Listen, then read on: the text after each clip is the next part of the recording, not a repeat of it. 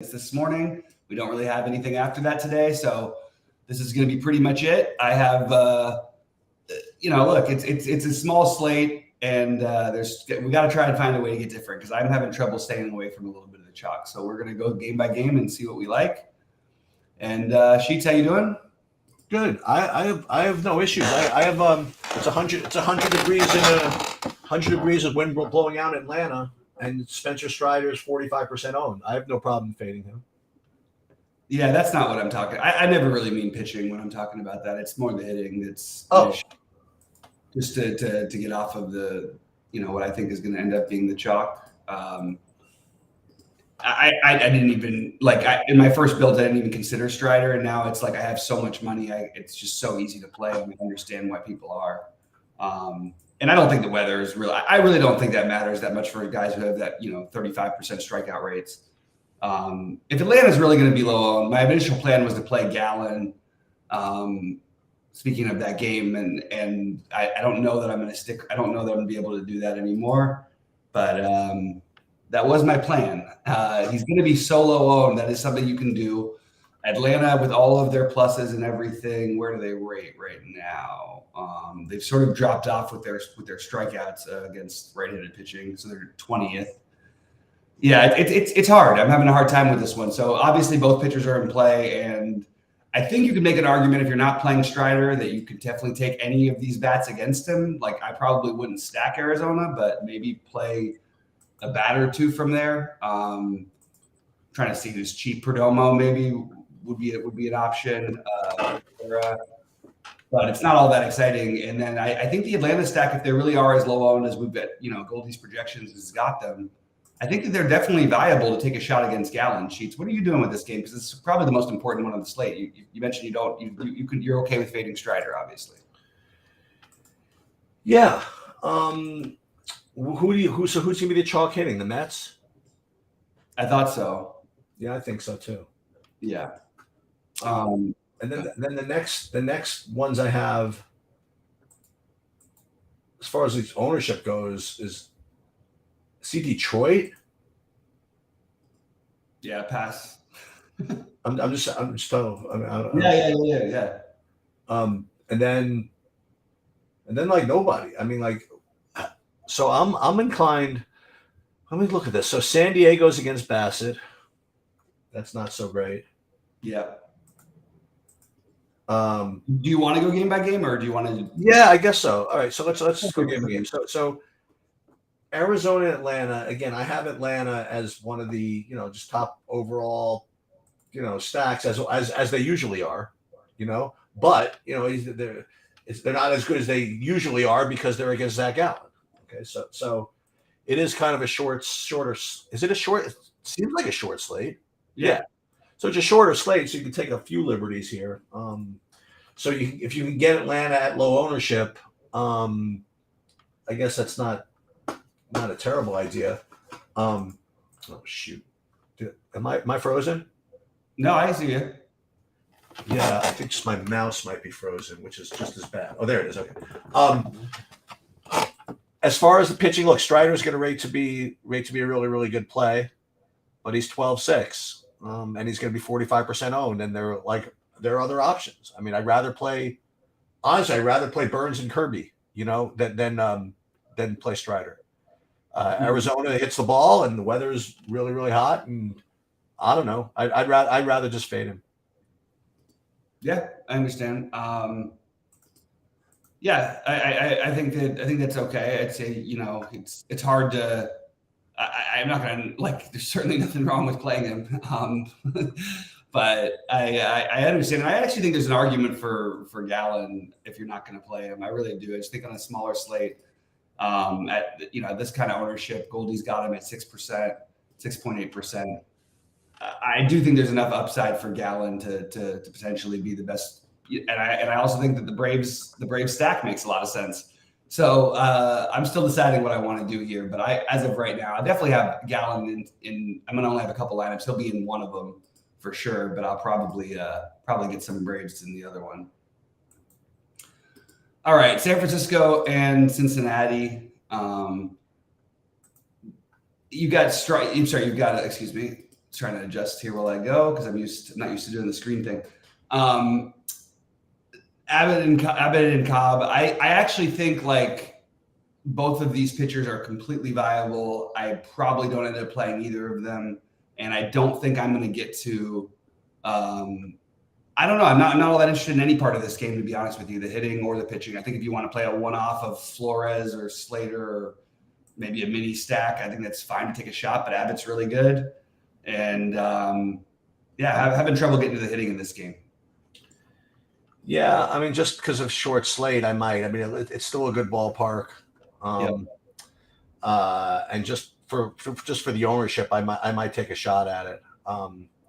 Like you said, if the Mets are going to be that popular, and we talked about this, right? Mets being popular just never seem to get there for some reason.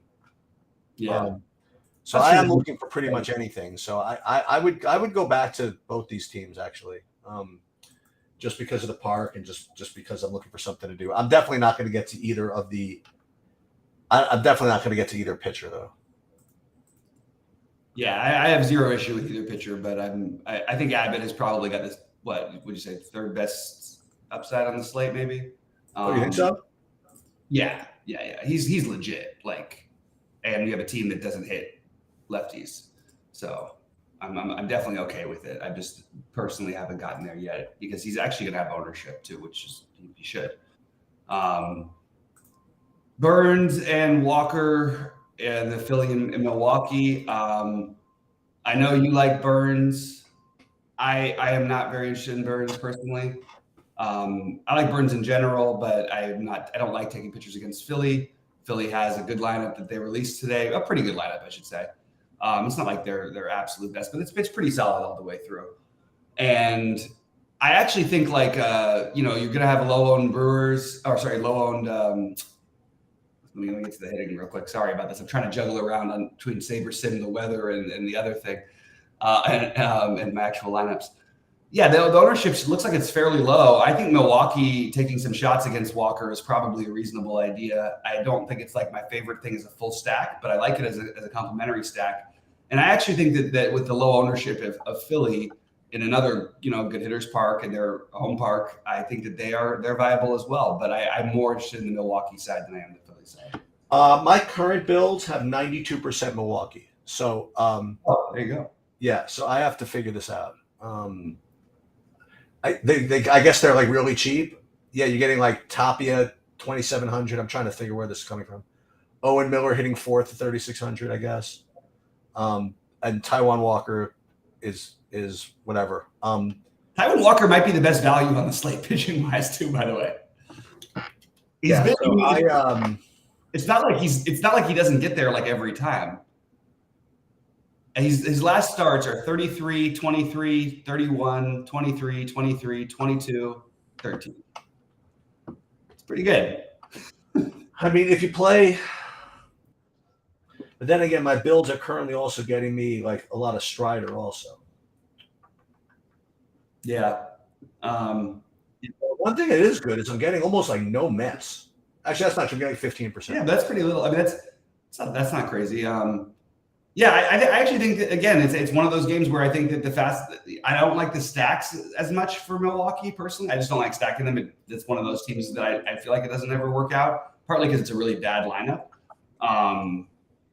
But I definitely I think I'm going to talk myself into Taijuan Walker, and I'm also, where I'm not playing Taijuan Walker, going to play a little bit of Adames, a little bit of Yelich. I'm not going to fall for the cheap guy thing. I don't care enough for these cheap guys that have any upside outside of stacks, in my opinion. Like Caratini, all these guys have limited power. The Caratini, Monasterio, Tapia, but they're also going to be low owned. So if you're going to make a stack, I'm good with those guys. The guys I'd prioritize here would be Adames, Contreras, Yelich, if I was going to play any of them. But honestly, I'm more on the Walker side than I probably am the Milwaukee side.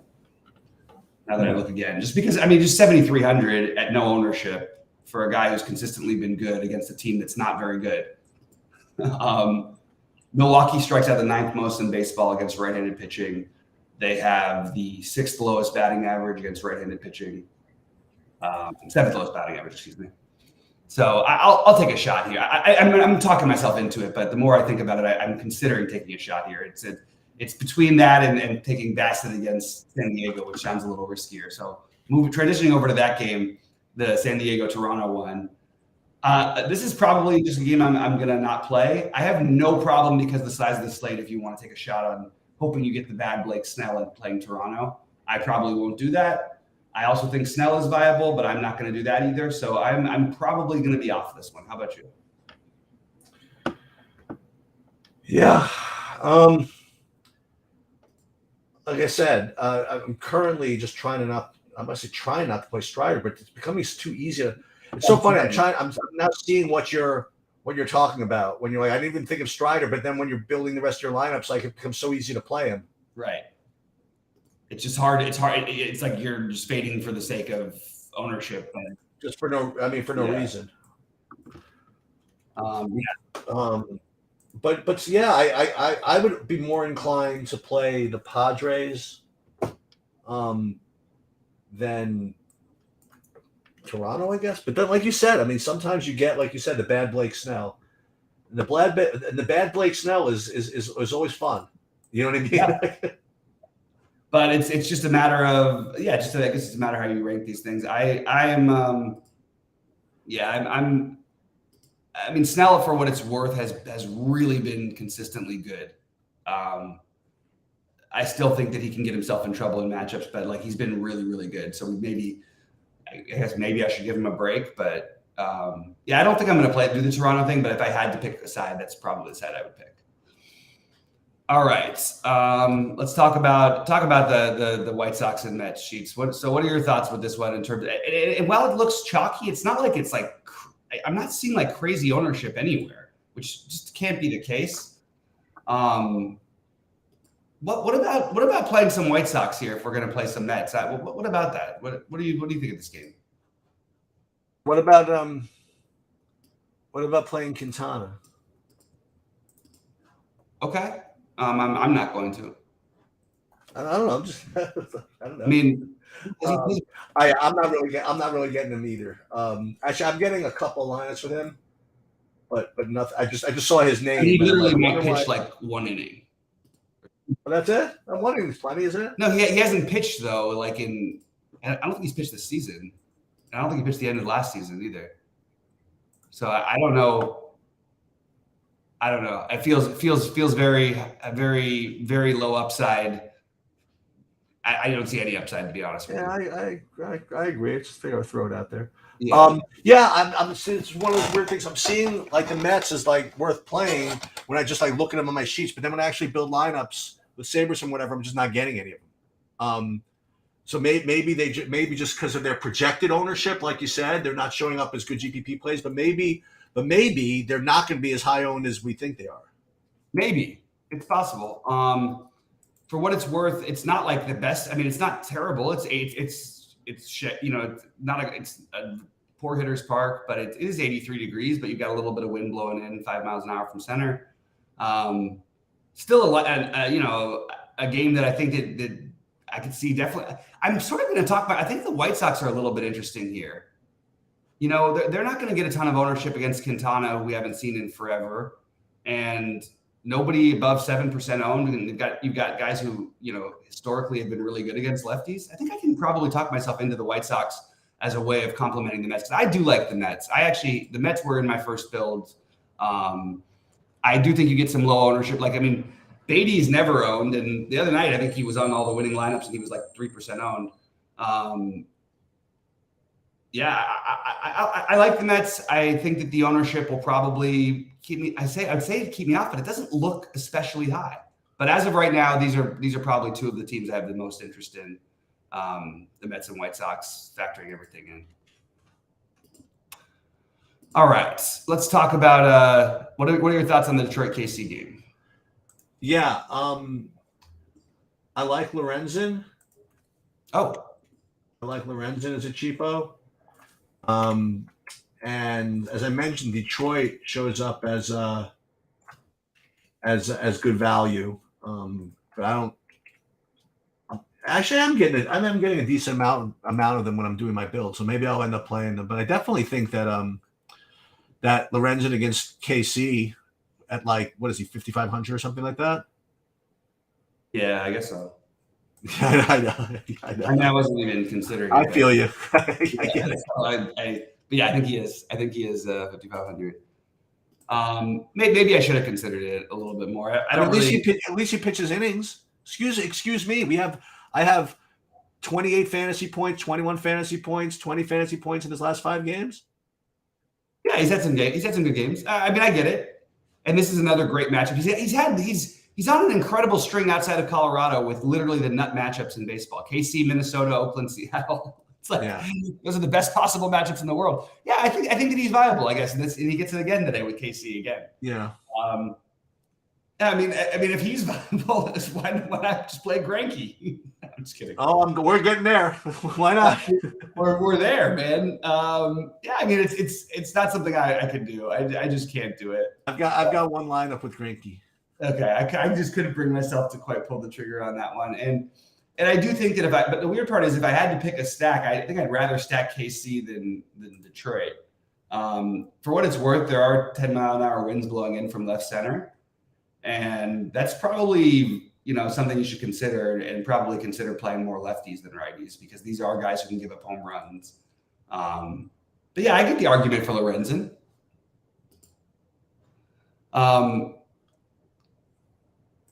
Rich B thinks Pete Alonso is too expensive at 4,800. Rich, you do understand that the guy, even with like a month on the injured list, is like second in the league in home runs, right?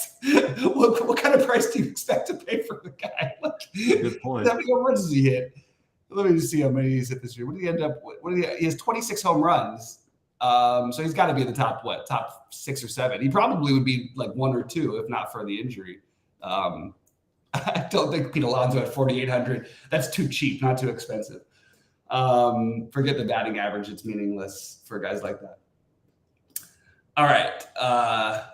Minnesota and Seattle. I'll tell you what, if you can get away with it, I think Pablo Lopez is a really strong play, but I think the easier and more natural thing is just to play Kirby. I'm guessing you feel the same way, Sheets. Yep. And I do think Lopez is a good play as well. But I think Kirby's a little better. So through all of this, I haven't found a stack that I feel like I'm happy I'm playing these guys or anything like that throughout this whole thing. So I need to figure something out before we finish up here, because I have not come up with anything that seems all that profound. Maybe I will try the Atlanta thing and just say F it to the Gallon. It's tough because Gallen's good and he can beat good teams too. But maybe it's not necessary to do. And Mets. Right now I have Mets, Milwaukee, KC pieces between my 2 lineups. That's pretty much it. But I think I want to mix things around a little bit. That feels a little chalk-like. And the Mets are really cheap, so that's why Strider's going to make sense too. Yeah, I don't know, man. You know who maybe I could get into this White Sox play that you have. Yeah, I think I might. I think that's what I'm going to end up probably doing a little bit. I mean, 5,900 for Robert is pretty rough, but Jimenez at 4,200. I don't know if that's rough. That might be too cheap for him. Tim Anderson is only 3,900. Robert has just been hitting home runs like 4 home runs a week for the last couple months. He's been awesome. Tim Anderson has been terrible. Has he hit a home run? Did he finally hit one? No, he still hasn't hit a home run this season, which is just unbelievable. I mean, I honestly don't even understand it. What happened to this guy? That's shocking. But yeah, he's one of the guys. I think I'm going to probably end up with the White Sox and Mets, just to sort of do the game stack thing. That seems to be what makes the most sense here for my builds. But I'm not going to say that I feel incredibly overly excited about it. Berger, Robert, and what's his name being my favorites. Eloy. Yeah. I don't know. I got to figure this shit out. again, when I run these things, why? I mean, I don't want to play all this Milwaukee. Like you said, Taijuan Walker gives up no runs. Well, I mean, there he does have a. I think that he's at some point he starts getting hit again, but he's been pretty good. Now I just have a really weird build that doesn't quite fit for me, so I'm gonna have to figure some things out.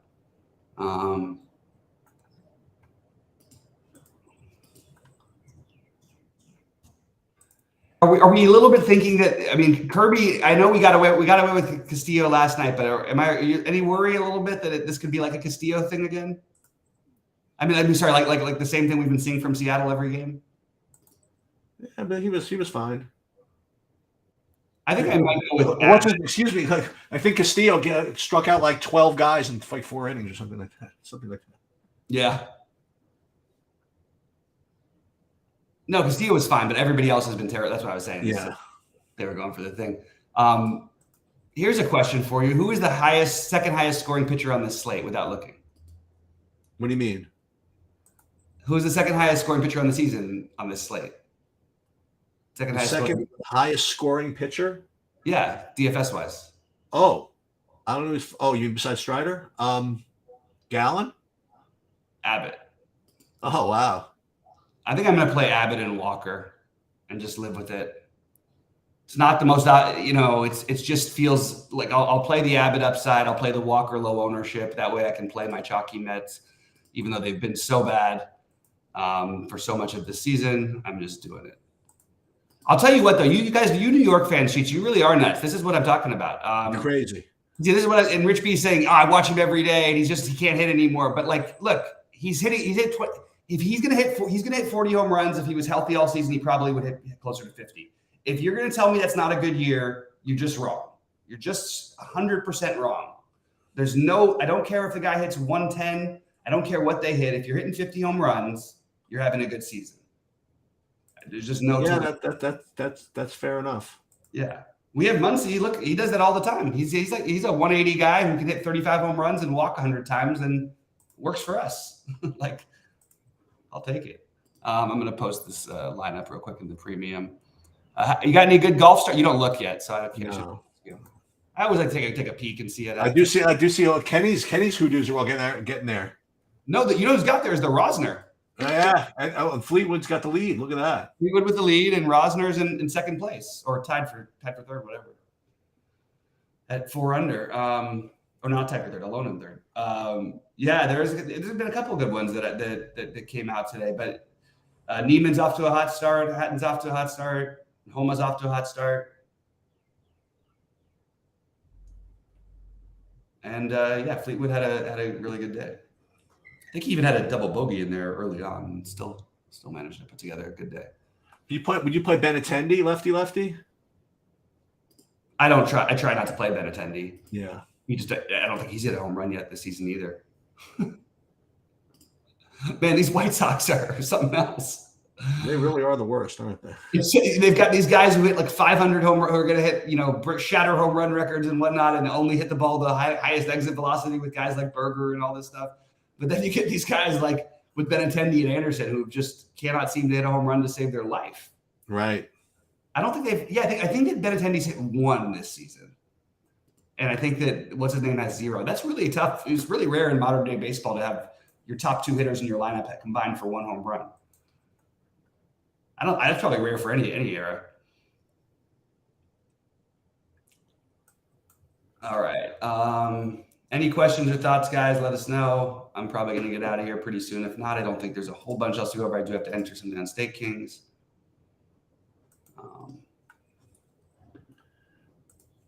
Yelich, Adames, 6. Taylor Moore is not making this fun for me. Taylor Moore? Yeah, he was one of my sneaky plays. Too many of them, though. Spieth was good. Spieth was shot end of the day 2 under. He's 4% owned.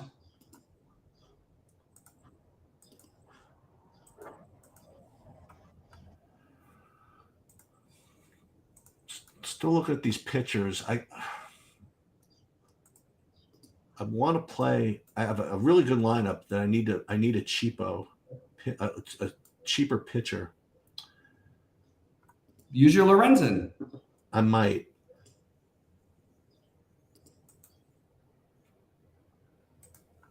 I just might do that.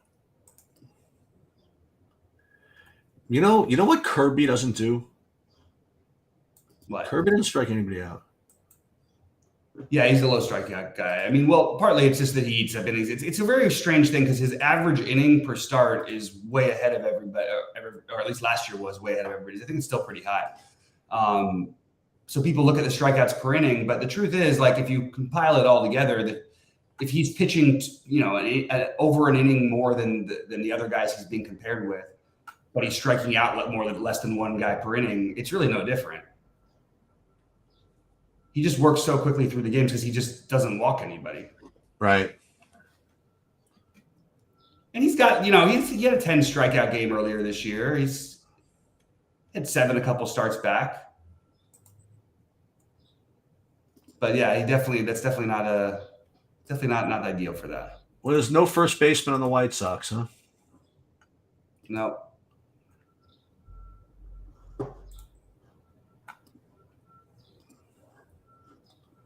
All right, so that's what I'm going with, guys. I put my lineup build into Discord. I would advise fading me in general these days. I can't seem to hit. You'll be fine. At some point, yeah. It's just not. We haven't hit that point yet. Yeah, my current big buy-in lineup is leaving 1,000 on the table, so I have to. I actually think that leaving money on the table, though, it was hard to actually fill out your whole roster. For me, it was. Unless I can find a good second, I can't find one. I can't find a second baseman in 4K. I got to play him. I have to play him. And I have to play him. All right, I guess I'm going to leave 1,000 on the table. Good luck me. Who are you playing in second base? Let me just. It's part of a Milwaukee stack, the Turang. Turang, yeah. Yeah.